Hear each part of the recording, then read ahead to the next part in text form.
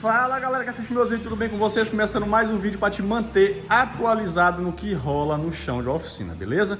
Cara da vez, Fox. Qual que é o defeito desse carro? Bom, seguinte, defeito do carro é o seguinte, vamos lá, defeito do carro é o seguinte. O dono do carro parou, tá? Parou, deu um tempinho, quando foi sair no carro novamente, que deu partida, quem disse que o carro pegou, tá bom? Para quem acha que carro vai avisar quando vai dar defeito, não avisa não, tá? É igual ser humano, muito ser humano aí dorme e não amanhece mais vivo, tá? Do mesmo jeito é nosso carro, pode estar andando, você para, quando vai sair, já não pega mais, tá?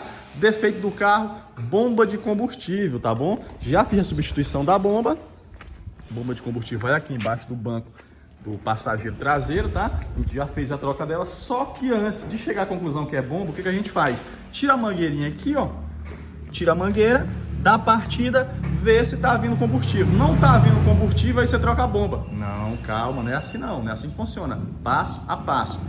Tirou a mangueira, deu partida, viu que não veio gasolina, você vai para onde? Alimentação. Você vem com o PERT, tá? Para saber se a bomba tá recebendo alimentação negativa e alimentação positiva. Tando tudo ok, indo alimentação positiva, indo alimentação negativa e continua sem mandar, aí sim você parte para a bomba de combustível, tá bom, galera? E do lado de cá a gente tem Fiat Strada recebendo caixa de direção, setor de direção, chame como quiser, tá bom? Essa caixa de direção aqui é mecânica, tá? Ela criou uma férias aqui, pra vocês terem ideia, não foi folga, tá? Foi férias. Tem uma buchinha aqui, ela tem um jogo muito grande. Isso pode provocar até um acidente, porque devido à folga, pode acabar deslizando aqui e você perde o controle do carro. Por isso que é bom ficar atento. Às vezes você acha que é só um barulhinho e às vezes pode ser uma coisa séria, que nem caixa de direção, tá bom? Denilson já tá finalizando ela aí, já colocou ela nova aqui, ó. Ela zero, tá bom? Setor de direção, caixa de direção, é essa peça, tá bom, galera? Já a gente volta com mais novidade pra vocês. Valeu? Fui!